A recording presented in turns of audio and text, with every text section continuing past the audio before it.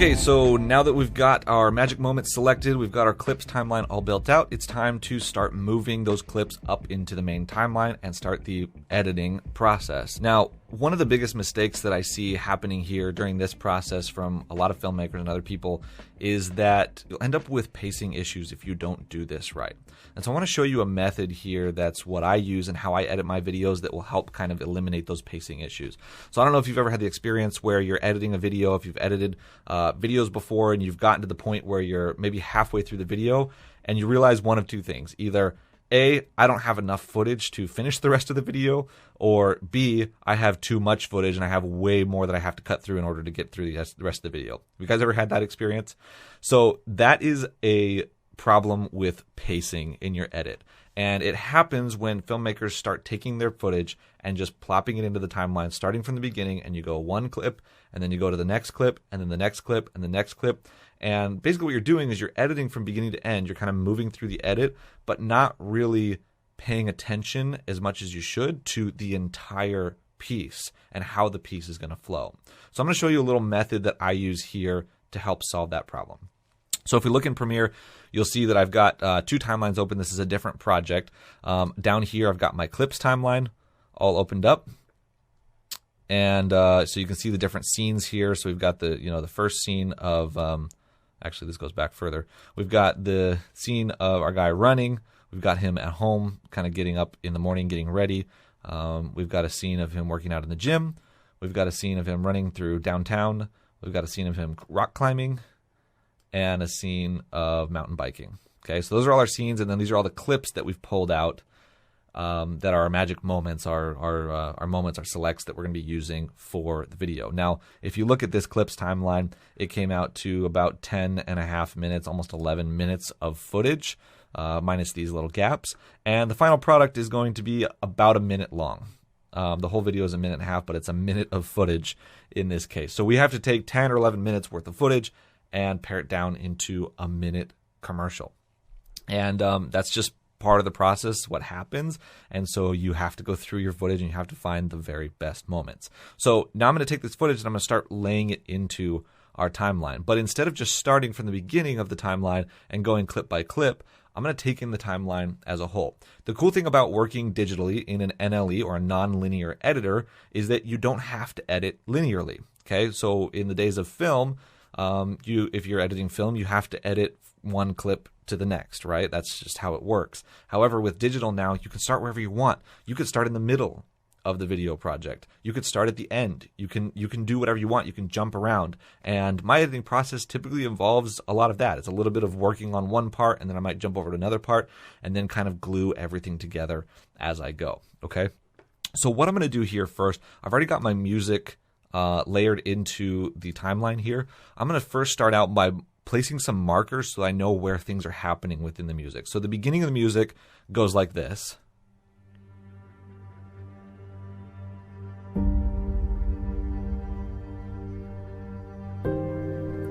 Okay, so we've got this really soft, nice music happening, and that happens for a few bars until we get to here and things start picking up a little bit more.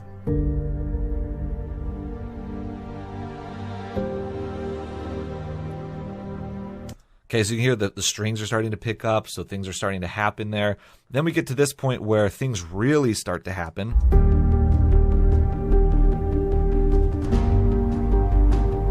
Okay, and then that mood lasts for a little while until we get to about here where it picks up and hits the climax of the music.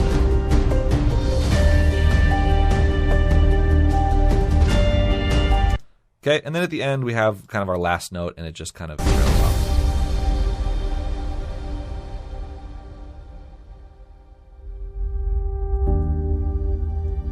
All right, so those are different sections of the music, and as we're editing, as we're putting our clips into our timeline, we want to make sure that we're kind of finding those moments and those cues and following those cues. Now, we'll talk more about how to edit to the music when we get into the video about editing to music, but at least for now, like we're working with a timeline here that's already got music on it. What I'm going to do is I'm just going to put some markers in here. In Premiere, at least, I'm just going to press M, which is going to place a marker right here where different things are happening in the music. So we've got this first section that's kind of slow. Right here, it starts to pick up a little bit more, so I'll place a marker right there. And then this is where it picks up a little bit more. And then right here, this is where it really starts to pick up. This is the climax. And then we kind of have it ending out over here. So I'm just putting some markers in, just kind of laying out what's going on. Now what we're going to do is we're going to take these clips from our clips timeline and start putting them into the timeline roughly where they want to go. Now, this method I call the Bob Ross method. And the reason is because if you've ever watched Bob Ross on TV, if you don't know who he is, Bob Ross is a painter. He had a TV show for a long time in the 80s and the 90s. And what he would do is he would get on TV and he would have his, his canvas and his paintbrushes, and he would get on and he would paint on TV and walk through his process. He would talk about what he's doing and why he's doing it. And just like an overall awesome guy. Like, everybody loves Bob Ross. And I was an artist growing up, and I loved watching him on TV. And what I would do is I would grab my my paper and like my watercolor paints or whatever, and I would follow along with him and try to paint along with him. Now, my stuff never turned out as good as his, obviously, but like it was always fun to just follow his process, because when you saw how he did things, he made it look very simple, very easy. Well, when Bob Ross would paint, he would always follow the same or a similar method as he went through it. So if you ever watched him paint, you would notice that he never started by going in and like painting details or anything. He would always start with first a big wash of blue over the top half of the canvas, and then a big wash of green over the bottom half of the canvas. So the blue was for the sky, the green was for the ground, right? And then so you do these big landscapes, right? And then he would go in and put in some like white patches for some clouds, and then maybe some brown patches for the mountains, or a little bit of blue for the lake or whatever, and just slowly rough in things. Okay, this is going to be about right here. This is going to be about right here. Kind of like that, starting with broad strokes, and then slowly over the time that he would spend, over the next hour that he'd spend creating the painting, he would slowly add more and more detail. So it was a little bit of white for the clouds, and then maybe some of the shading on the clouds, some of the little spots here and there for the sunset, and then started to rough in where the trees were going to go, and then he's painting the trunk of the trees, and then he's going to the leaves, and then it's the snow on the leaves. So getting more and more detailed as he goes. And I went through art school. The same thing was taught to us when we were doing any kind of art, painting or drawing or anything.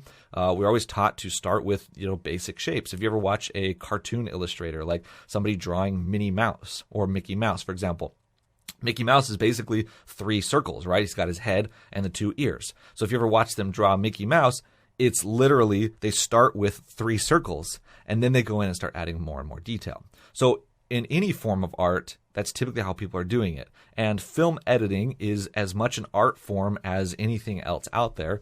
And so it should really be done the same way. Now, like what a lot of filmmakers will do, a lot of editors will do, people when they get into editing is they want to just like go in and start with the detail right away. But I want you to step back and try this for a minute, and let's look at the broad strokes first and then slowly work towards detail. Okay?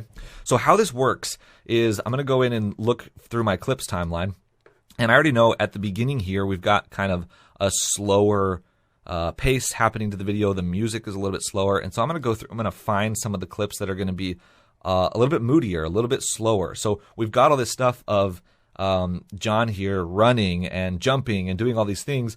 That stuff is not going to fit at the beginning of the timeline. And so I'm going to look for some more moody shots. Now, I know there's a shot in here somewhere of him up on a rooftop, which I want to start with. And this is actually just like a really nice moody blue hour shot. We've got him kind of walking on the rooftop. It's nice and slow, smooth. There's nothing like crazy happening. And so I want the video to start with clips like that. So I'm just going to take both these clips and I'm going to put them on my timeline there. I'm not worried about exactly where they're going. I'm just putting them in the general area. And then I'm going to think about what else I want to go there. So I might kind of go through my video here, my clips, and see what else I have. Maybe something from this mountain biking scene. So I know we shot a bunch of like action shots of mountain biking. But then there was, some of this stuff that we shot of him just like, okay, here. So here he's just like hanging out, checking out the sunset or the sunrise. So maybe we'll start with something like that. So let me find a clip here. I really like that. So I'm going to take that one and put it in there. And I need another clip to go along with it.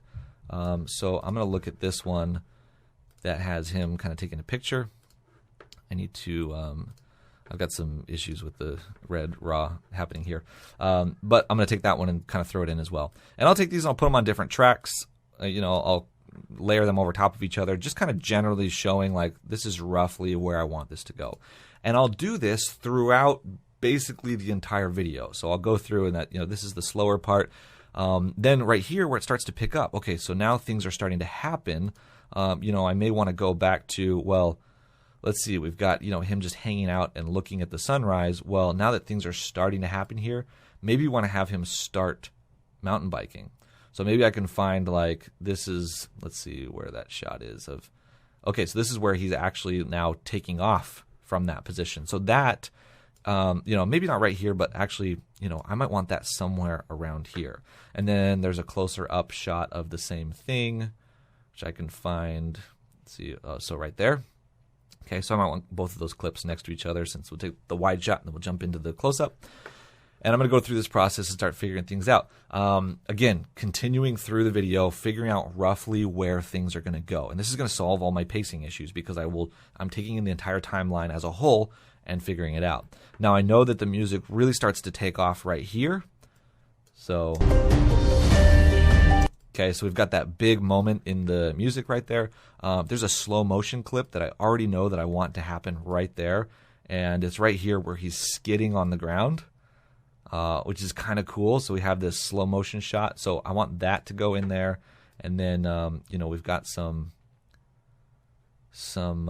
close-ups of, okay, here's the fast shot. So there's the fast shot of him skidding on the ground, and then we'll cut to the slow motion. So I want that to happen there.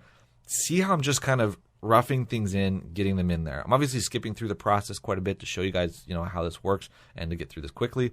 But that's the idea, is kind of putting things on the timeline, getting them in place where you want them to go, telling your story. Again, this is going to make you a better storyteller because you're thinking about, beginning, middle, end. We're starting with the slower clips, then we're moving into the medium fast clips, and then to the climax. Okay, so we're looking at the story as a whole and trying to make it, the clips and the music and everything match that story, which is going to make your edit more cohesive in general. And then once these clips are kind of roughed in, well, then I can start going into specific parts of the video and start figuring things out. So I might go in here to this beginning part, and I know I want to start with these two clips, and so I'm just going to look at where these clips come in at. I think I want to start with a little bit of black screen at the beginning of this commercial, so let's just kind of feel this out. Okay, so as that music is starting to fade in, that's where I want this clip to come in. And then we've got the first note of the music. Okay, and I feel like maybe that came in a little bit late, so I might bump it over just a little bit and then feel how that goes.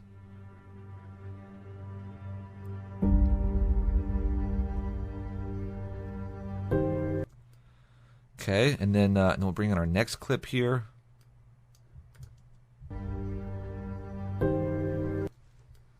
Okay, we need to scale those.